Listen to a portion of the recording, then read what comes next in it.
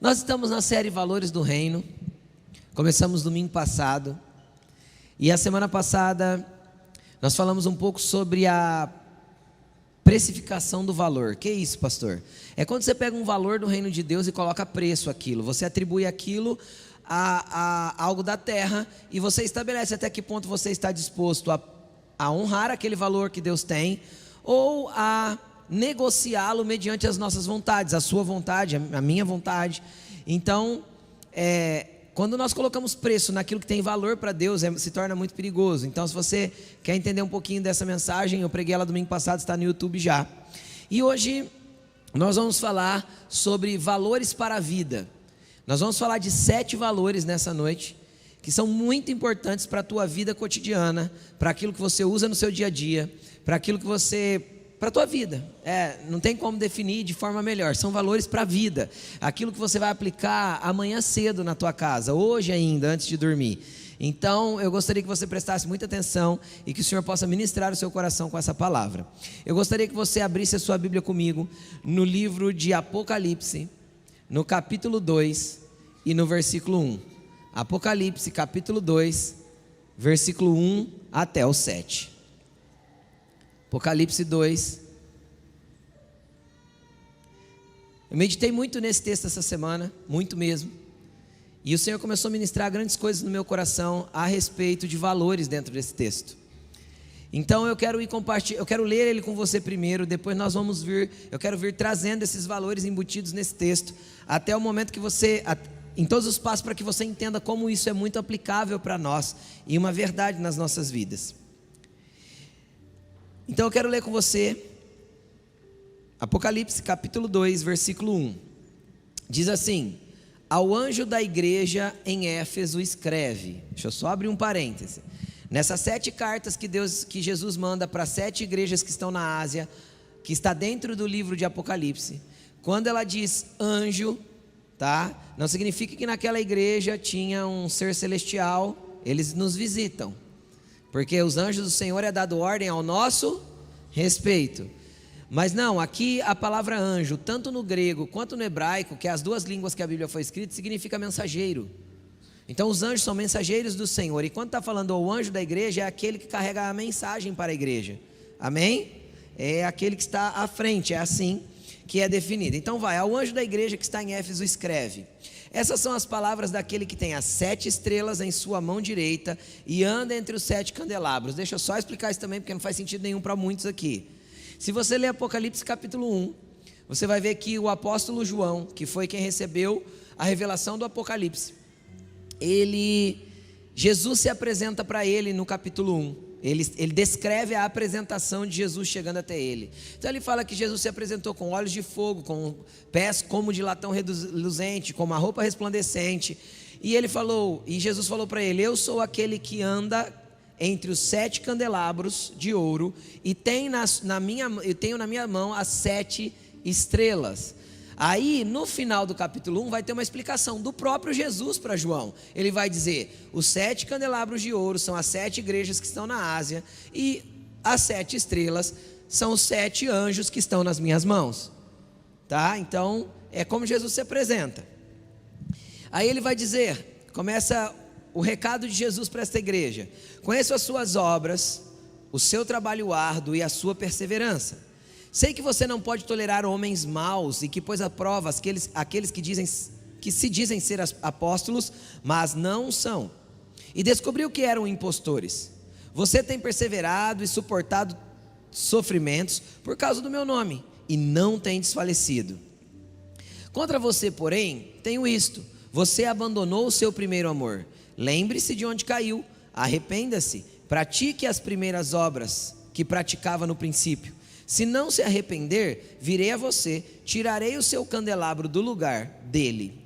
Mas há uma coisa em seu favor: você odeia a prática dos nicolaítas, como eu também as odeio. Aquele que tem ouvidos, ouça o que o Espírito diz às igrejas. Ao vencedor darei o direito de comer da árvore da vida que está no paraíso de Deus. Vou pedir para você deixar a sua Bíblia aberta. Nós vamos voltar para esse texto várias vezes, para nós irmos conversando sobre cada um dos valores aqui inseridos, valores para a vida. Então vamos lá. A primeira coisa que eu vejo dentro aqui, é um valor do reino de Deus, e que muitas vezes nós não gostamos, porque existem valores do reino que quando batem em nós nos incomodam de verdade. O primeiro valor, quem quiser tomar nota, como são 7, se você quiser tomar nota, anotar e pôr os versos de referência, faça isso. O primeiro valor do reino de Deus é a correção. Como assim, pastor, a correção? Deixa eu te explicar uma coisa. Apocalipse, se eu pedir para você pensar assim, 2 segundos, eu falo assim para você, Apocalipse, o que você pensa? O que você pensa? Primeira coisa que vem na tua mente: morte, destruição, a terra rachando, bomba caindo, sei lá. Você pensa uma coisa assim, horrível, não é? Tá? Esse nome reflete isso para nós. Só que se a gente pegar o nome desse livro, principalmente em inglês, e em várias outras línguas, ele não é Apocalipse, ele é Revelation, que significa revelação. Por quê? Porque o livro de Apocalipse, ele é uma revelação de Jesus Cristo. Abre o capítulo 1, versículo 1, livro da revelação de Jesus Cristo. Então ele é um livro que foi escrito por um profeta, o profeta João, o apóstolo João, que tinha uma envergadura profética. Quando ele estava na ilha de Pátimos, e Deus chegou até ele e começou a falar para ele coisas que eram e que haveriam de vir. E antes de Deus começar a falar para ele, de Jesus começar a falar para ele a respeito daquilo que haveria de vir, Deus se preocupou em trazer ordem para a sua igreja. Então o livro da revelação de Jesus Cristo começa apontado para a igreja de Jesus Cristo, e em específico começa apontado para 7 igrejas que estavam na Ásia: Éfeso, Esmirna, eu não lembro o nome de todas aqui, Laodiceia, Tiatira, Filadélfia, e assim vai, as igrejas que estavam em cada cidade, que hoje é a região da Turquia. Para quem não sabe, quem gosta de geografia, está tudo na Turquia, que era chamada antigamente de Ásia. E então a primeira preocupação do Senhor é trazer uma correção para a sua igreja. Por quê? Porque se a igreja vai ser apontada para o fim dos tempos, se a igreja vai ser apontada para um nível de revelação daquilo que há de acontecer, se a igreja vai ser apontada para uma revelação de quem Cristo é, ela precisa antes ser alinhada com a vontade do coração dele. Ela precisa antes reconhecer quais erros ela carrega e ela detém, para que ela seja apontada para a verdade de Jesus. Mas uma coisa que nós precisamos entender, e por que a correção é um valor do reino: porque Deus corrige o filho que ama. O amor de Deus é um amor corretivo. Hoje, nos nossos dias, amor, principalmente quando falamos de paternidade e filiação, amor hoje em dia não é correção, é mimo. Você pega os ensinamentos da internet a respeito de como criar os filhos, manda você mimar seu filho a todo custo, em todo instante, de todo jeito. E deixa eu te explicar uma coisa, pai e mãe: quem mima filho, cria neto. Mas quem cria filho pode mimar os netos. Então seu filho precisa ser criado segundo os padrões da palavra de Deus. Não é não.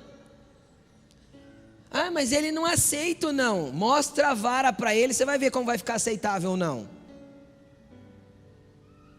Quem manda é você. Você é pai, você é mãe, você é a autoridade. Foi assim que Deus estabeleceu. E eu sei que tem pessoas aqui que discordam de mim, mas você não está discordando de mim, você está discordando da Bíblia, que é assim que ela manda criar. Por quê? Porque o amor verdadeiro não está desconectado da correção. O amor verdadeiro não está desconectado da repreensão. O amor verdadeiro não está desconectado da vara. E deixa eu te explicar: Deus não mudou os padrões dele porque o mundo mudou o seu padrão. Deus é imutável. E correção continua sendo um valor do reino de Deus. Por quê? Porque Deus corrige o filho que ama. Então, se há amor, há correção, valor do reino. Por que nós falhamos às vezes nesses aspectos como homens? Porque homens são falhos. Às vezes seu pai foi um péssimo pai, às vezes teu pai foi um bom pai, às vezes teu pai foi um mais ou menos, às vezes você nem teve pai. Só que você precisa receber a paternidade de Deus nessa esfera, nesse conteúdo de entender que a paternidade de Deus na tua vida, e você sendo filho dele, você será corrigido ao longo do teu caminhar com ele. Indiscutível e inevitável. Por quê? Porque nós falhamos no meio do caminho e necessitamos de correção. É interessante que quando nós pegamos, pastor, mas você vai se basear só nessas cartas aí? Não, vamos se basear na Bíblia inteira. Quando Adão come a fruta que Eva deu, que tinha comido da árvore que não era para comer, a Bíblia diz que ele pegou folhas de figueira e colocou para tampar a sua nudez, porque ele se viu nu. Aí eu fico pensando, Deus fez o quê? Falou, que bonitinho, ele ficou, olha aí, ele já usou uma folhinha para tampar os negocinhos dele. Não foi assim que Deus fez. Deus desceu no jardim, quando Adão viu que Deus estava no jardim, ele sentiu medo, correu para o meio de um arbusto. Deus falou, onde você está, Adão? Quando te vi medo. Só que quando chega Adão perto dele, Deus corrige o erro dele primeiro, e depois Deus fala, Adão, deixa eu te explicar uma coisa, pecado, a nudez dele não estava exposta. Deixa eu te explicar uma coisa, Adão só ficou nu porque ele pecou, porque as vestes de Adão eram vestes celestiais que o cobriam. Ele viu que estava nu, por quê? Porque ele perdeu seu relacionamento com Deus. Então deixa eu te explicar uma coisa, Deus vai lá e a Bíblia diz que ele mata um animal e com as peles ele faz roupas para Adão. O que isso significa? Ele está ensinando para Adão, Adão, não adianta você tentar tampar o teu pecado do teu jeito, jogar o teu pecado para debaixo do tapete, fingir que não aconteceu, não significa que o pecado saiu daí. Por quê? Porque só existe remissão de pecado através de derramamento de sangue. Jesus derramou por nós de uma vez por todas, para perdoar os nossos pecados. Mas não tem outro jeito de remir pecado. E ele estava ensinando isso para Adão lá no jardim. Por quê? Porque o amor de Deus é corretivo. Aí Deus olhou para ele e falou assim, infelizmente Adão, agora eu preciso que você saia do jardim. Por quê? Porque aqui no jardim também tem a árvore da vida. Só que você optou que ao invés de comer da árvore da vida, você decidiu comer da árvore do conhecimento humano. Então a árvore do conhecimento humano te gerou morte, e eu não posso te deixar aqui para que você também não coma daquela árvore da vida, e com a morte você tenha a vida eterna no físico. Então Adão, correção, para tudo que eu planto, há uma colheita. Pastor, mas eu me arrependi, vou repetir, para tudo que eu planto, há uma colheita. Mas e se eu me arrependi, pastor? Glória a Deus, você está perdoado, só que a semente continua lá, plantada, no reino do Espírito. Deus não vai tirar a tua colheita, mesmo arrependido, porque para tudo que eu planto, eu colho. E isso é tão verdade no reino espiritual, que o apóstolo Paulo disse assim, Deus não deixa que ninguém zombe dele. Tudo que o homem plantar, ele vai colher. Por quê? Porque é zombar de Deus achar que não terá colheita. Por quê? Porque o plantar errado, muitas vezes, é fruto de eu não ter recebido a correção no momento devido. Deus às vezes até tentou. Deus às vezes até me sinalizou. Deus me apontou. Alguém chegou em mim, me deu uma palavra. Alguém me ensinou alguma coisa, mas eu deixei para lá. Fiz de conta que não era e continuei, segui a minha vida, e às vezes deu ruim ali na frente. Ele corrigiu Adão, ele corrigiu Abraão. Abraão, Deus chegou nele e deu uma promessa: Abraão, você terá um filho. A esposa dele era estéril. Abraão ficou todo empolgadão. Passou uns dias, os meses, os anos, e nada de filho. Abraão então, um dia conversando com a Sara, aquela mulher dele que era estéril, Sara deu uma grande ideia. Abraão, eu tenho uma serva, escrava minha, naquele tempo tinha isso, deita com ela pode ter um filho e gerar um filho, eu cuido desse filho, etc. Abraão foi lá e fez com a própria força dele um filho, do jeito que ele entendeu que devia fazer. Aí Deus chega nele de novo e fala assim: Abraão, você terá um filho. Ele fala assim: Não, Deus, eu já tenho um, ó, já fiz. Demorou para o senhor fazer, ajeitei um jeito. Tô aqui o filho que eu fiz. O que Deus fala para ele? Não, Abraão, eu não vou negociar os meus valores, porque você deu um jeitinho com a força do teu braço. Manda esse menino embora junto com a mãe dele, não é dele que vai vir a tua descendência. É do filho que eu vou te dar através de Sara. Aí Sara dá risada, que ela já era veinha, bem veinha. No ano seguinte ela está grávida, sem ter condições mais. Por quê? Porque Deus não vai negociar os seus valores, porque eu decidi dar um jeito com a minha própria mão. Ele vai me corrigir, vai me colocar na rota de novo e vai alinhar a minha vida. O amor de Deus sempre é corretivo. Ele corrigiu Davi quando Davi pecou com Batseba. Ele corrigiu Pedro. Ó Jesus na terra. Jesus está ali falando com os discípulos e ele fala assim: quem as pessoas estão dizendo que eu sou? Jesus pergunta, Mateus capítulo 16 está escrito isso. Quem vocês dizem que eu sou? Uns falam que o Senhor é Elias, outros falam que o Senhor é um profeta, outros falam que isso e aquilo. Jesus estava querendo saber dos boatos, né? Tipo assim, da fofoca, como é que estava rolando. Aí Jesus olha para os discípulos e fala assim: e vocês, quem vocês falam que eu sou? Aí Pedro levanta e fala assim: tu és o Cristo, o Filho do Deus vivo. Jesus olha para ele e fala assim: é isso, Pedro, não foi nem carne nem sangue que te revelou isso, isso foi o próprio Pai que te revelou no teu coração. E eu te digo mais, Pedro, você é pedra, e sobre esta pedra eu edificarei a minha igreja. Jesus estava falando para ele: Pedro, você vai ser uma base fundamental na construção da minha igreja sobre a terra, vou te usar. Aí, a hora que eles terminam essa conversa, Jesus começa a contar. Então, a primeira vez que Jesus conta que ele iria morrer, que era necessário que ele morresse para a remissão das pessoas. Aí Pedro chama ele de canto assim, né? Pedro já estava se sentindo, já que eu sou a pedrona aí que vou coisar, né? Então chamou Jesus de canto, está escrito na Bíblia. Falou assim para ele: mestre, isso não vai acontecer com você. Eu não vou deixar o Senhor morrer. Acho que ele já pegou na espada. Pedro andava armado, né? Pedro andava com a espada. Então tinha vários discípulos que andavam armados, tá? Então não é pecado andar armado não, tá bom? Só abrindo um parênteses. Tem inclusive base bíblica para isso. Mas Pedro andava armado, espadona do lado e tal. E aí: não, o senhor não vai morrer não. Já juntou a espada. Jesus olhou para ele e falou assim: para trás de mim, Satanás. Mano, eu fico pensando, Jesus olhando para mim, me chamando de Satanás. Nós, crente mimimi do século 21, imagina, Jesus me chamou de Satanás. Por que Pedro não entrou em bug? Porque Pedro sabia que o amor de Jesus era corretivo.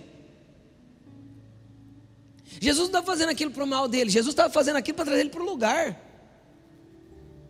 Para trás de mim, Satanás, você para mim agora, que era pedra de edificação, agora você é pedra de tropeço. Você é um enrosco. Pedro desistiu de Jesus? Não, porque o amor corretivo de Deus é sempre para nos colocar num lugar melhor. Ponto. Aí depois, agora lá em Atos, acho que é capítulo 11.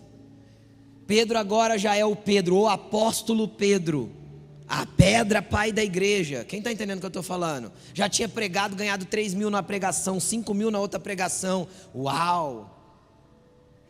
Aí Deus fala assim para ele, Jesus dá uma visão para ele, ele vê um monte de animal descendo num lençol, e eram os animais que a religião judaica proibia de comer, né? Aí, e era tudo desses animais aí Jesus olha para ele e fala assim: Pedro, mata um animal desse e come. Ele fala assim: jamais, minha religião não permite, Jesus. Quase isso que ele fala, não é bem assim, mas estou só trazendo para a realidade dos nossos dias. Jamais, nunca entrou nada impuro na minha boca, nem nada desse tipo de coisa tocou os meus lábios. Pedro falando para Jesus. Jesus falou para ele de novo: mata, Pedro, e come. Não, Jesus, não vou comer, minha religião não permite. Jesus falou assim para ele: ô Pedro, não torne impuro aquilo que eu já purifiquei. Aí Pedro bugou, né? Por quê? Porque Pedro queria pregar só para os judeus, só para o povo judeu, e Jesus queria salvar os gentios. O que Deus tem que fazer com Pedro? Alinhar o coração dele e corrigir a rota dele de novo. Aí ele vai para a casa de Cornélio. Chega lá na casa de Cornélio, a Bíblia diz que ele começa a pregar. Ele começa a pregar. Ele está pregando, no meio da pregação, de repente o Espírito Santo desce. batiza no Espírito, um daqui, outro de lá, nego cai pro chão, vira um xanabanaia na casa de Cornélio, e Pedro coça a cabeça e fala, agora deu bug mesmo, porque eu achei que esses caras nem mereciam Jesus, agora eles já têm até o Espírito Santo, vou ter que batizar eles. Na Bíblia está escrito, como negarei água, se até o Espírito lhes foi concedido? Pedro teve que batizar e engolir, que ele não estava pregando, ele não ia pregar mais só para judeu, que aqueles que eram não judeus, como nós, ou como a maioria de nós, não sei se tem algum judeu aqui, também tinha a graça de receber o Evangelho e o Espírito Santo.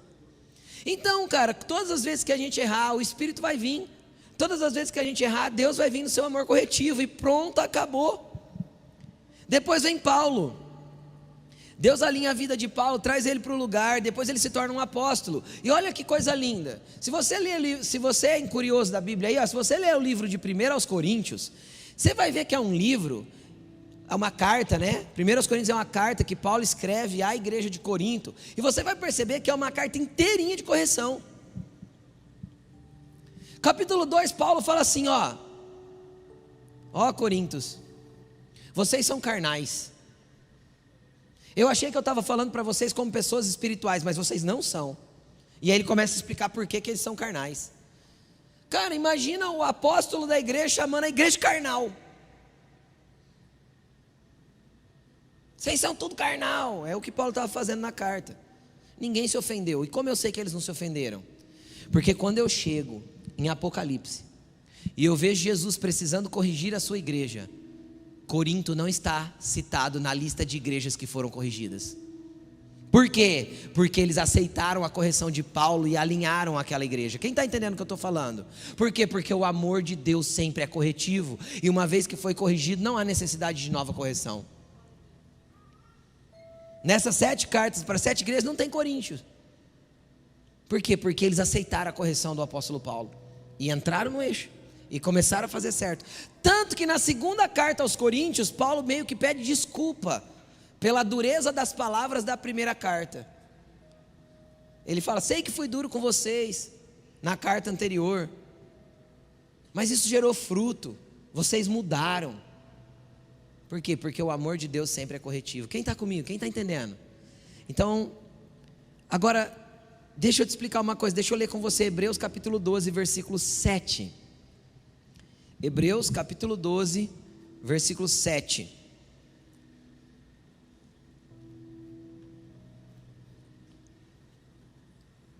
Vai dizer o seguinte: suportem as dificuldades, recebendo-as como disciplina. Então deixa eu te explicar uma coisa, quem tem dificuldade na vida aqui, levanta a mão. O que é para a gente fazer com as dificuldades? Por quê? Porque elas são o que de Deus? Ensinos, disciplinas, correções. Suportem as dificuldades porque elas estão te ensinando. Deus os trata como filhos e não há filho que não seja corrigido. E o que Deus usa para nos tratar? As dificuldades da vida, para nos corrigir, para nos alinhar. É por isso que Jesus falou, no mundo tereis aflições, mas não turbe o vosso, eu venci o mundo. Vamos continuar. Ora, qual filho que não é disciplinado por seu pai? Se vocês não são disciplinados, e a disciplina é para todos os filhos, então vocês não são filhos legítimos. Quem não aceita a disciplina de Deus e a correção de Deus, não é filho legítimo. É pesado isso, né? É isso. Mas vamos continuar. Mas sim ilegítimos. Além disso, tínhamos pais humanos que nos disciplinavam e nós respeitávamos. Quanto mais devemos nos submeter ao Pai dos Espíritos, para assim vivermos. Nossos pais nos disciplinavam por curto período, segundo o que lhes parecia melhor, mas Deus nos disciplina para o nosso bem. Deus quer teu mal? Não, então a dor, a prova, a dificuldade, a angústia, o medo, isso é disciplina de Deus para te tratar, para te alinhar, para te colocar no lugar, para te fazer melhor. Vocês vão entender até o fim da mensagem. Para que participemos da sua santidade. Deus quer que nós sejamos santos, por quê? Porque a santidade nos conecta com Ele. 11. Por que a gente acha ruim da disciplina? Por causa disso aí, ó. Nenhuma disciplina parece ser motivo de alegria no momento, mas sim de tristeza. Ninguém fica disciplinado, ninguém é disciplinado feliz. É? Não. Ou quando você levava umas cintadas da sua mãe, você ficava feliz? Hã? Ficava ou não? Não, mas te formou, não te formou? Tratou o teu caráter, te colocou no lugar. Porque na hora parece tristeza mesmo. E é normal, porque a gente é humano. Quem gosta de ser corrigido? Eu não gosto. A Laine liga menos que eu, ela até leva melhor as correções. Eu não gosto. Eu vou precisar pensar, processar, tentar entender. Porque ninguém gosta, é triste. Só que o que ela produz? Porém, produz fruto de justiça e paz para aqueles que pela disciplina são exercitados. Lembra que eu falei semana passada sobre justiça e paz?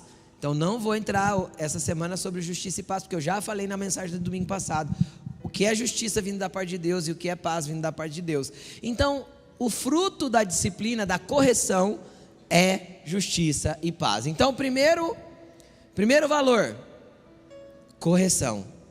Nunca ache ruim de estar sendo corrigido pelo Papai do Céu. Amém? É um valor para Deus. Tudo bem, gente?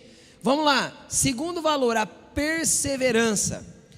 Muitas vezes quando nós somos corrigidos, nós desistimos. Vem a correção, ou vem a prova, ou vem a dificuldade, o que a gente faz? Vou largar a mão disso. Por quê? Porque a gente não quer passar. E um segundo valor do reino é a perseverança. E onde eu estou me baseando para entender isso? Versículo 2 e 3 de Apocalipse 2. Apocalipse 2, versículo 2 e 3. Ele vai dizer assim, ó: conheço as suas obras. E a palavra obras aqui é a palavra ergon no grego. O que ela significa? Não é obra no sentido de eu executar alguma coisa. É obra no sentido de Deus saber tudo o que eu faço na minha vida. É as minhas atitudes por completo. Eu conheço tudo que você faz. Eu conheço a tua vida. A Bíblia diz que Ele nos sonda e nos conhece da hora que a gente deita, a hora que a gente levanta e a hora que a gente está trabalhando, dormindo e tudo mais. Aos seus amados Ele dá enquanto dormem. Então Deus te vê e te sonda em todos os momentos. Ele conhece as tuas ações todas, as tuas obras todas. Nada está oculto aos olhos dele. Então ele está falando para essa igreja: eu conheço as suas obras e também conheço o seu trabalho árduo. Ou seja, você tem obras que eu estou vendo, mas você também tem trabalho que eu também estou vendo. E ele vai dizer: e a sua perseverança. Sei que você não pode tolerar homens maus e que pôs a prova os que se dizem ser apóstolos, mas não são, e descobriu que eram impostores. Você tem perseverado e suportado os sofrimentos. Então vamos lá. Primeiro conceito dessa carta, correção. Segundo, perseverança. Por quê? Porque na hora da perseverança eu fujo. Eu fui corrigido, eu não quero. Eu fui corrigido, eu não quero mudar, eu não quero ser diferente. Então a minha tendência é fugir, é abandonar, é deixar. Essa é normalmente a tendência. Por quê? Porque é difícil perseverar, porque perseverança é um valor do reino. Perseverar é insistir no mesmo quando tudo parece contrário. Deus quer gerar esse valor dentro de você, porque às vezes você está certo de alguma coisa em Deus, só que as dificuldades te fizeram parar, e você está andando em círculos até hoje, porque você não perseverou. Às vezes é o tempo de fazer o caminho de volta e voltar a perseverar naquilo que Deus te deu, naquilo que Deus já te mandou fazer. Continua, persevera, insiste. Deus tem grandes coisas para realizar através da sua vida. Deus tem grandes coisas para revelar, para fazer na sua vida. Perseverar é saber que estamos na direção certa e sendo guiados por Deus, mesmo nos momentos mais difíceis da vida. Às vezes Deus te direcionou para um lugar, quando aquilo começa a dar ruim. Aí você fala: Deus, mas foi o Senhor, eu orei, foi o Senhor quem me disse. Por que está difícil agora? Simplesmente porque Deus está trabalhando em você correção e perseverança, para que você não pare, não desista, não retroceda e continue. Porque a perseverança tem tanto valor no reino de Deus. Por quê? Porque ela produz coisas boas. Então nós falamos que a correção produz o quê? Justiça e a perseverança. Tiago capítulo 1, versículo 2 ao 4. Tiago 1, do 2 ao 4. Vamos ver o que a perseverança gera. Olha lá. Irmãos, considerem motivo de grande alegria o fato de passarem por diversas provações. Tiago acho que estava fazendo piada com a gente, né? O texto de Hebreus é claro, quando você for corrigido, você vai ficar triste. Tiago fala assim, ficar triste não. Tem motivo de grande alegria por você estar sendo provado. Mas vamos continuar. Vamos lá. Aí ele explica por que ele pede para você ter alegria. Porque ele está tirando o teu olho do problema e colocando o teu olho na consequência daquela correção. Olha lá. Pois vocês sabem que a prova da sua fé produz o quê? Então todas as vezes que eu sou corrigido, Deus está querendo trabalhar em mim o quê? Outro valor, qual? Perseverar, não desistir, continuar. E aí, por que Deus quer trabalhar isso na gente? Olha lá. E a perseverança deve ter ação completa, com a finalidade, a fim de que vocês sejam maduros e íntegros, sem que falte a vocês coisa alguma. Então o que a perseverança vai trabalhar? Em mim. Por isso que eu falei que são valores para a vida. Porque todo mundo quer ter paz, não quer? Todo mundo quer ser justo, não quer? Todo mundo quer ser maduro, não quer? Íntegro. Então tá. Então a perseverança vai produzir maturidade e integridade para você. Isso é maravilhoso e terrível. Por que é maravilhoso e terrível? Porque na hora que a gente está passando pela correção, querido, a gente quer mais é correr mesmo. Quer ou não quer? Só que tem algo sendo gerado dentro de nós que é maior que nós mesmos. Tem algo sendo gerado dentro de nós que é muito maior que a gente. Vamos lá. Terceiro, então primeiro correção, segundo perseverança, terceiro conhecimento. Por que eu estou falando do conhecimento? Onde está esse valor dentro da carta? Lembra que fala assim, você pôs à prova aqueles que se diziam apóstolos e provou que eles não eram. Cara, eu só posso pôr à prova alguma coisa que eu tenha conhecimento.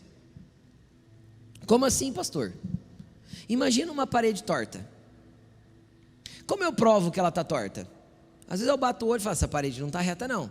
Como eu provo que ela está torta? Eu vou ter que usar um esquadro, um prumo e um nível. Eu vou ter que para ver que direção que ela está torta e onde ela entortou. Sim ou não? Só que se eu não sei o que é esquadro, o que é prumo e o que é nível, ou se eu não sei usar nenhuma dessas ferramentas, eu estou desabilitado para provar que aquela parede é torta. Tudo que eu posso dizer pro pedreiro vai ser, parece que essa parede está torta. Mas para eu provar que ela está torta, eu tenho que ter habilidade para usar as ferramentas corretas. Senão eu nunca vou provar. Então a igreja de Éfeso, aqui, ela tinha a capacidade de provar que aqueles homens eram falsos apóstolos. Por quê? Porque eles tinham conhecimento suficiente para colocá-los à prova e eles serem comprovadamente apresentados como falsos. Entende? Então o terceiro valor para Deus é conhecimento, só que o conhecimento se divide em duas áreas. Primeiro nível de conhecimento que nós temos que ter é do Senhor, é conhecer a Deus e prosseguir em conhecê-lo. O apóstolo Pedro vai dizer em uma das suas cartas, crescei na graça e no conhecimento. Imagina que graça tem a ver com o teu relacionamento com Jesus, que é o caminho que foi aberto para você se relacionar e chegar até o Pai. Quem está entendendo o que eu estou falando? E a outra perna é o conhecimento das Escrituras. Se você cresce mais em uma do que na outra, que jeito você anda? Igual eu estou andando. Manco, bem mais, né? Dependendo tanto que uma cresce perto da outra. Então, uma é conhecimento no relacionamento, na graça. O outro é conhecimento nas Escrituras. Se eu cresço só em uma delas, é um problema. Por quê? Porque a pessoa que só se relaciona com Jesus, ela ouve coisa de Jesus, não sabe discernir.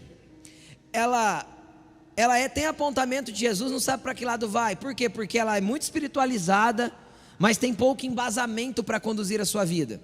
E se ela vai para o outro extremo de conhecimento, só da letra, só das escrituras, ela vai se tornar um cético religioso,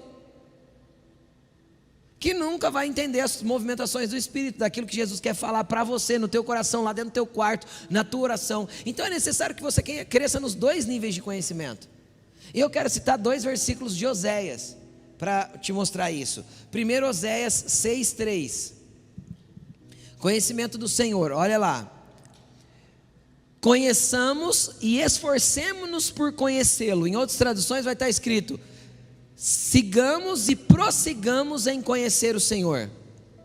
Tão certo como nasce o sol, ele aparecerá, virá para nós como chuvas de inverno, como as chuvas de primavera que regam a terra. O que ele está falando? Cara, prossiga, esforce-se em conhecer a Deus, num relacionamento com Ele.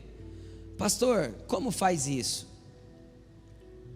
Faz um voto com Deus, de uma verdade do teu coração, que amanhã você vai acordar 15 minutos mais cedo, no mínimo, 20, meia hora, e você vai tirar um tempo para falar com Jesus antes da tua vida acontecer amanhã. Que você vai se esforçar em ter um relacionamento com Ele. Isso é muitíssimo importante. Jesus quer se apresentar a você, assim como a certeza de que o sol nasce amanhã. Você entendeu? É a certeza que Ele vai se relacionar com você. Só que você precisa buscar, se esforçar para ter esse relacionamento com Ele. Senão nós vamos ficar sempre tendo relacionamento com Jesus meramente num ambiente criado pela igreja no domingo à noite. Não é assim que Jesus te quer como cristão. Não é assim que Jesus te quer como filho. Então é 20 minutinhos, meia horinha antes do compromisso, sabe assim? Então, pastor, para o meu compromisso eu levanto 1 hora antes. Então coloque 1h30, 1h20. Gaste no mínimo uns 20 minutos com Deus, orando, falando do teu coração, expondo para Ele o teu dia, falando dos seus medos, das suas dores, dos teus temores, das suas verdades, das suas mentiras. Gaste tempo sendo sincero com Jesus, esforce-se em conhecê-lo. Inevitavelmente Ele vai se apresentar para você. Inevitavelmente você vai passar a conhecê-lo. Assim como a chuva de primavera chega, assim será a vinda dele para a tua vida. Não tem como segurar. Quem está entendendo o que eu estou falando? É assim que vai acontecer. E a outra é o que está escrito ainda em Oséias 4:6. Oséias 4:6. Olha lá o que ele diz. Oséias 4:6. Meu povo foi destruído por falta de conhecimento. E aqui não é o conhecimento que ele está falando 2 capítulos depois. O conhecimento do Senhor. Aqui é o conhecimento da lei, das escritas. Olha o que ele diz, Uma vez que vocês rejeitaram o conhecimento, eu também os rejeito como meus sacerdotes. Uma vez que vocês ignoraram a lei do seu Deus, eu também ignorarei seus filhos. Cara, deixa eu te explicar uma coisa. O Senhor não quer que você ignore as escrituras. A Bíblia está aí, é só ler. Ai, pastor, eu não gosto de ler. Você vai entrar no seu Play Store, no seu App Store, você vai escrever lá assim, Bíblia Sagrada. Ou você vai escrever YouVersion, ou você vai escrever The Bible. Qualquer um desses vai aparecer esse aplicativo que eu estou falando. Lá tem a Bíblia em áudio, offline. Você faz o download, você não precisa estar conectado. Então não há sentido de nós não lermos a Bíblia na geração que a gente está. Até quem não gosta de ler consegue se alimentar dela, porque ela se auto-lê para você. Entendeu? Então não dá para ter desculpa mais. Pastor, eu não tenho tempo. Não tem tempo, mas você vai de carro da tua casa para o trabalho. Você vai de ônibus da tua casa para o trabalho. Põe no rádio do carro, vai ouvindo a Bíblia. Não tem tempo? Você vai fazer o seu número 12, fica 40 minutos no Instagram. A mulher tem que bater na porta lá, Só aqui, timeline infinita. Aí vem o relatório da semana. Essa semana você aumentou em 30% o seu uso. Você fala, meu Deus. Usa esses momentos para ler a Bíblia. Pastor, que estranho. Estranho é não ler. Estranho é ser cristão e não ler as escrituras, não ter o conhecimento. Por quê? Porque o conhecimento é um valor do reino. Seja o conhecimento no relacionamento, seja o conhecimento nas escrituras. Por quê? Porque na hora do aperto, da prova, o que vai te sustentar de pé? O que vai te dar perseverança? O conhecimento. É ele que vai te manter de pé. Conhecimento de Jesus e o conhecimento das verdades de Jesus através das escrituras. É ele que vai te manter de pé. Ponto. Então, na hora da perseverança, na hora da correção, que eu fico meio desnorteado, não sei para onde ir, é o conhecimento no relacionamento e nas escrituras que vai me manter de pé. Ponto. Valor do reino. Quarto valor está baseado na correção que Jesus está trazendo para essa igreja. Ele está dizendo: tenho contra você, versículo 4 de Apocalipse 2, contra você, porém, tenho isto: você abandonou o seu primeiro amor. Lembre-se de onde você caiu, arrepende-se e pratique as obras que você praticava no princípio. As obras, tem as atitudes que você tinha no início. Conjunto de atitudes é essa palavra obras. Então ele está falando assim, ó, você abandonou o seu primeiro amor. O que é primeiro amor? Primeiro amor, se você pegar a palavra primeiro, vai falar assim, ó, em uma lista de coisas, aquilo que está em primeiro. Em uma sequência, aquilo que vem em primeiro lugar. Então tem a ver com primazia, com Cristo em primeiro lugar na sua vida. Então, quarto valor, Cristo em primeiro lugar. É um valor do reino de Deus. Cristo tem que ser o primeiro na sua vida em todo e qualquer momento. Então, por isso que eu falei para você assim, ó, acorda meia hora antes, põe Cristo em primeiro. Tua vida nunca mais será a mesma. Tua vida nunca mais será igual se você colocar Jesus em primeiro lugar. Nunca mais. Por quê? Porque é impossível se relacionar com Jesus e buscar conhecê-lo e não ser transformado. Amém? E aí, pastor, e o que é primazia? Eu fui no Google, dei um Google lá no dicionário, significado de primazia, só para ver uma definição do dicionário. Dicionário: primazia, aquilo que tem excelência de preferência. Olha, o que é ter primazia na tua vida, que está em primeiro na tua vida? Aquilo que tem excelência de preferência. Então tenha Jesus como o seu preferido, como a sua preferência, como seu primeiro. Pronto, tua vida nunca mais será igual. Ah, pastor, será que eu devia fazer isso mesmo? Vamos ver o que Jesus falou? Lucas 14, 26 e 27. Lucas 14, 26 e 27. Olha lá: se alguém vem a mim e ama o seu pai, a sua mãe, a sua mulher, os seus filhos, seus irmãos e irmãs, e até a sua própria vida, mais do que a mim, não pode ser meu discípulo. 27. Aquele que não carrega a sua cruz e não me segue, não pode ser meu discípulo. Cara, olha o que Jesus falou para todo mundo que estava ouvindo ele, e para nós, obviamente, porque Lucas deixou registrado. Aquele que diz que me ama, mas ama mais a sua esposa, ama mais o seu filho, ama mais seus irmãos, ama mais a sua própria vida, não pode ser meu discípulo. Então olha para a pessoa que está do teu lado e fala assim: abandone os seus amores. Fala para ele. Porque Cristo é primazia para você. Cristo em primeiro lugar. Não tem jeito.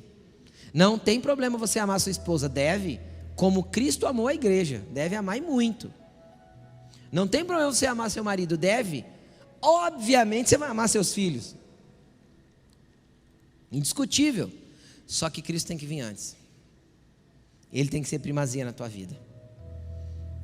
Então tem amores que a gente vai ter que abandonar para que Cristo tenha o lugar dele certo no nosso coração. Senão, não é primazia, não é lugar de excelência, não é primeiro lugar. Essa era a denúncia contra esta igreja. Quinto ponto. Jesus, depois que apresenta a denúncia para eles, fala assim: arrependa-se, pratica as obras que você praticava no princípio. Se não se arrepender, eu virei até você e tirarei o seu candelabro do lugar. Ou seja, eu vou mover alguma coisa na igreja, vou mexer o candelabro. Agora olha que interessante, o que é arrependimento? É mais um valor. Então, correção, depois perseverança, conhecimento, Cristo em primeiro lugar e arrependimento. Por que arrependimento é um valor do reino, pastor? Porque sem arrependimento não há perdão de pecado. E sem perdão de pecado não há relacionamento com Jesus. Então eu não o conheço. Enquanto a Bíblia diz assim, ó, que separa você do seu Deus é o pecado. Então o arrependimento é a base do reino de Deus, é a base de entrada, é a porta de entrada ao arrependimento. Tanto que João Batista chegou pregando como? Arrependei-vos, está próximo o reino de Deus. Jesus, arrependam-se porque vos é chegado o reino de Deus. E os discípulos, arrependam-se e convertam, sejam batizados e recebam a graça de Deus. Então o arrependimento é base, é valor. Todas as vezes que eu pecar, eu tenho que me arrepender para eu poder estar no reino, ou seja, para que todos esses valores continuem a ser parte da minha vida. Pastor, de quanto em quanto tempo eu tenho que me arrepender? Sempre que você errar. Percebeu que errou? Arrependa-se. Agora, a base principal do arrependimento não são as palavras. Preste atenção no que eu vou falar. A base principal do arrependimento não são as palavras de arrependimento. A base principal do arrependimento é a mudança. Então eu sei que uma pessoa está arrependida quando dali para frente ela passa a fazer diferente. Então falar que está arrependido muitas vezes não é a solução. Dependendo do nível de conserto que tem que fazer, fale, vai sarar a pessoa. Só que a verdade do arrependimento vem quando a minha atitude mudou. Qualquer arrependimento falado da boca para fora que não gera uma atitude diferente, vai permanecer não sendo arrependimento. Me arrependi hoje, amanhã faço a mesma coisa. Aí me arrependi amanhã, depois de amanhã faço a mesma coisa. Quem entende o que eu estou falando? Então isso é gradativo, é contínuo. E todas as vezes que você ver que errou, arrependa-se. E segue, e continua. O arrependimento é a base para sermos transformados. Por isso que é valor no reino de Deus. Por isso que ele olha para essa igreja e fala: arrependa-se. Vamos continuar.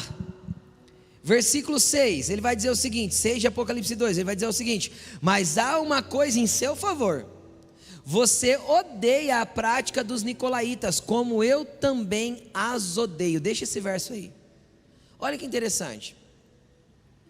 Jesus olha para eles e fala assim: ó, tem uns caras aí que são chamados de nicolaítas. Quem que eram os nicolaítas, pastor? Se você quiser dar um Google depois, você pesquisa. Existem algumas divergências históricas com relação aos nicolaítas, mas eu vou dar algumas coisas que eu já pesquisei anteriormente, pesquisei agora de novo só para relembrar a respeito dos nicolaítas. Uma coisa é certa, em uma outra carta dessa às igrejas, os nicolaítas são chamados de idólatras. Então uma coisa é certa, eles eram idólatras. O que é ídolo, pastor? Ídolo é tudo aquilo que eu construo no meu coração que toma a primazia de Jesus. Pegou? Tudo aquilo que entra, teu filho pode ser um ídolo, tua esposa pode ser um ídolo, desde que ela substitui o lugar de Jesus. Teu dinheiro pode ser um ídolo. Entende? Então tudo aquilo que substitui o lugar de Jesus, sua sexualidade pode ser um ídolo. Se ela tem mais valor para você do que os valores do reino, se aquilo que você acredita da tua sexualidade é mais valioso para você do que os valores do reino de Deus, então aquilo se torna um ídolo para você. E aí alguns relatos históricos vão dizer que os nicolaítas também praticavam imoralidade sexual. Eles tinham práticas de libertinagem. Então o que Jesus falou para essa igreja? Olha, Jesus disse assim: olha, eu odeio os nicolaítas tanto quanto você odeia. É isso que está escrito? Sim ou não? Não. Eu odeio as práticas dos nicolaítas. Assim é ao contrário, né? Você odeia as práticas dos nicolaítas, assim como eu as odeio, não os odeio. Está falando do quê? Das pessoas? Das práticas. Deixa eu te explicar uma coisa. Jesus odeia a prática do pecado, mas Ele não te odeia. Jesus odeia o pecado que está em você, mas Ele não odeia você, Ele te ama. Então nós temos que aprender a separar que a prática das pessoas muitas vezes não definem quem elas são, porque o que está definindo no reino do Espírito a respeito delas é o que Jesus vai dizer. Então nós temos que aprender a mesmo que a prática das pessoas seja ruim, não cancelar a pessoa no nosso coração. Porque às vezes ela está praticando errado simplesmente por falta de conhecimento, por não ter conhecido a Cristo, por não entender arrependimento, por não ter base nenhuma no Evangelho, por não ter fundamento, por não ter valor algum. Os valores dela foi o mundo que criou, foi o mundo que colocou dentro dela. Como uma pessoa dessa pode andar certa? É óbvio que ela vai errar. E normalmente quando as pessoas erram, principalmente quando é com a gente cancela. Se eu acho que uma prática dela é reprovável, eu já falo assim, isso aí não serve não. Obviamente eu preciso saber em que esfera de obstinação a pessoa está. Se eu tenho uma pessoa que eu já insisti com ela uma vez, insisti duas, expliquei para ela entendeu, se arrependeu, voltou a fazer, eu explico de novo, e eu vou a segunda milha, eu vou a terceira milha, e a pessoa não quer entender, então o coração se obstinou. Quem está entendendo o que eu estou falando? Então tem coisa que não adianta insistir, deixa o tratamento do papai cuidar dela. Quem está entendendo o que eu estou falando? Mas enquanto eu tenho milhas para caminhar, enquanto eu tenho capas para dar, enquanto eu tenho outras faces para oferecer, ofereça. Jesus não odiava os nicolaítas, ele odiava as práticas deles. Separe as pessoas de suas práticas. Jesus ama as pessoas e odeia certas práticas que elas fazem. Isso é um valor do reino de Deus, odiar o pecado, mas amar o pecador.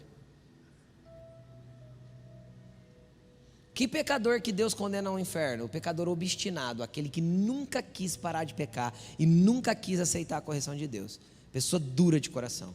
E por que Deus manda ela para o inferno? Porque Deus é mau? Não, porque Deus respeita a decisão dela. Ela optou em viver uma vida longe de Deus sem arrependimento. Então se ela optou viver uma vida longe de Deus aqui na terra, por que ela teria que ser castigada com a eternidade perto de Deus? Porque para ela é um castigo. Então obviamente Deus respeita a decisão dela e manda para o lugar que ela decidiu a vida toda. É só um respeito de Deus às escolhas humanas. Amém, gente? Estão entendendo? Mas vamos continuar. Então, sexto, odiar o pecado. Último, estamos encerrando quase. Último valor, está baseado no versículo 7, que vai dizer o seguinte: aqueles que têm ouvidos, ouça o que o Espírito diz às igrejas.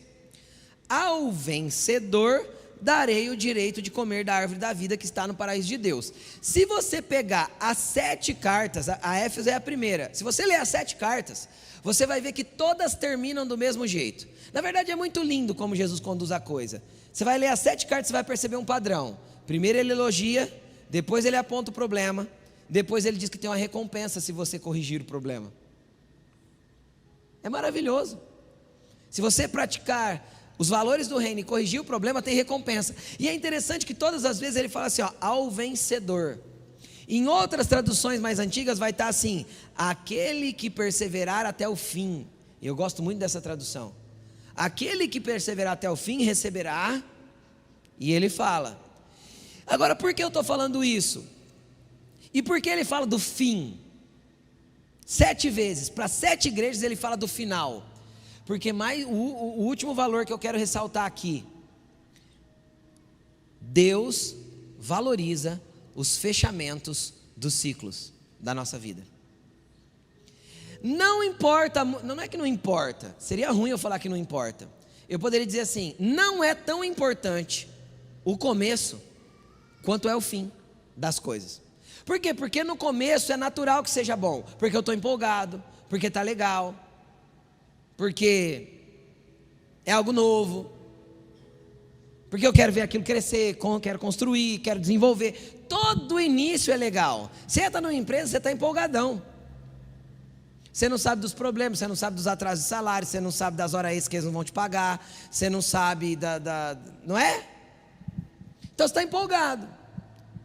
E aí você começa bem. Só que o que Deus valoriza mais, o valor de Deus, para Deus não é como você começa, é como você finaliza cada ciclo. E isso em todo o ciclo da tua vida. Deus é um Deus de ciclos. Pastor, como você sabe que Deus é um Deus de ciclos? Ele fez um ciclo de primavera, verão, outono e inverno. Sim ou não? Ele fez a terra girar ao redor do sol, e tem um ciclo certo para isso. Ele fez a terra girar em volta de si mesmo, para girar os dias, e tem ciclo para isso. O calendário bíblico, ou o calendário de Deus, não é o calendário gregoriano solar que a gente usa, é o calendário lunar, de 28 dias. Por quê? Porque são 4 ciclos exatos de 7. Se uma mulher é regulada no seu ciclo, ela tem a sua menstruação de 28 em 28 dias. Por quê? Porque Deus é Deus de ciclos. Ele falou: trabalhe 6 dias, no 7º você descansa. Ciclo. E os ciclos de Deus são sempre com 7.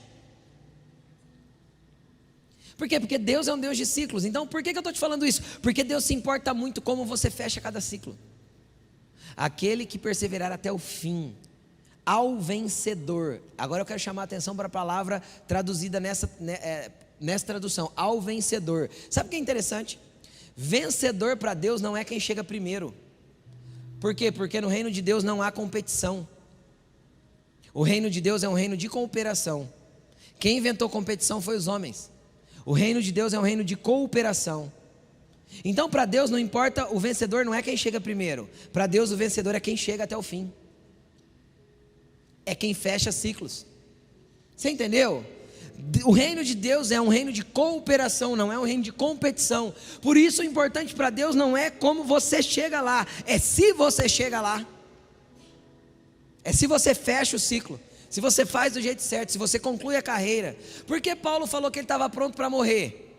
Teve um dia que Paulo expressou isso numa carta: estou pronto para ser derramado diante de Deus como uma oferta de bebida. Morte, ele está falando da morte dele. Por quê? Ele cita antes: combati o bom combate, cumpri a carreira, guardei a fé. Ou seja, finalizei, fechei o ciclo. Estou pronto, Jesus, pode matar eu. Quero ir para a glória. Você quer entender mais um? Como que Jesus fecha o ciclo dele? Vai para o Getsemane orar. E na oração ele fala o quê? Pai, concluí a obra que me destes a fazer. Fechou o ciclo. O que faltava? Só a crucificação. Agora, Pai, me glorifica com a glória que eu tinha contigo antes da fundação do mundo. Jesus, Pai, eu cumpri aqui. Agora o Senhor pode me glorificar de novo. O que era a glorificação de Jesus? A morte e a ressurreição. Jesus estava falando para o Pai: chegou o momento, Pai, eu sei que eu vou morrer. Por quê? Porque havia fechado o ciclo. Então, eu vejo Davi falhou no meio do caminho? Sim. Só que como Davi terminou? Bem, humilde, entendendo o que Deus tinha, preparando um rei para ficar no lugar dele, fechou o ciclo completo. Davi foi honrado. Deus falou: desse cara eu vou levantar o Messias. Aí vem Salomão. Salomão começa bem: sabedoria, riqueza, relacionamento com Deus, um monte de templo maravilhoso, sacerdote. A Bíblia diz que os sacerdotes não puderam nem ficar de pé, tamanha era a glória que estava no templo no dia da consagração. Uau, que início! Vai ver o fim de Salomão. O que acontece com a geração posterior? No primeiro ano do reinado do filho dele, pronto, já virou a meleca, uma bagunça. Por quê? Porque fechou mal, terminou mal. Então, Deus valoriza o fechamento dos ciclos. Então olha para a pessoa que está ao lado e fala assim: fecha os ciclos no padrão de Deus. Porque feliz é aquele que persevera até o fim. O fim é o que Deus vai valorizar. Então eu te apresentei esses 7 valores. Tem mais, essa série vai continuar, tem mais valores. Mas hoje eu quis te trazer a partir desse texto, que é um texto que eu meditei a semana inteira e muitas vezes nesse texto. Falou demais comigo todos esses valores apresentados aqui. E eu quis trazê-los para você. Gostaria de convidar você a se colocar de pé. Pastor, como que eu vou orar agora? O Senhor falou tanta coisa. Você vai orar falando para o Senhor. Coloque-se de pé para você orar. Você vai orar falando para o Senhor: Senhor, se eu tenho que ser corrigido, me corrija. Os lugares que eu estou precisando ter perseverança, me ajuda na perseverança. Senhor, os lugares que eu estou precisando ter mais maturidade, ter mais integridade, os lugares que eu estou precisando de conhecimento, Jesus, me dá força para buscar o conhecimento do Senhor. Nos momentos de oração, nos momentos de leitura, me dá força para continuar te conhecendo e seguindo em te conhecer. Então, que o Senhor possa mexer nisso com você, que esses valores possam crescer em você. Fala para Ele: Senhor, me ensina a pôr como prioridade, você como prioridade na minha vida. Eu quero que o Senhor seja a primazia, meu primeiro amor. Vai falando isso para Jesus. Ele precisa estar em primeiro lugar no teu coração.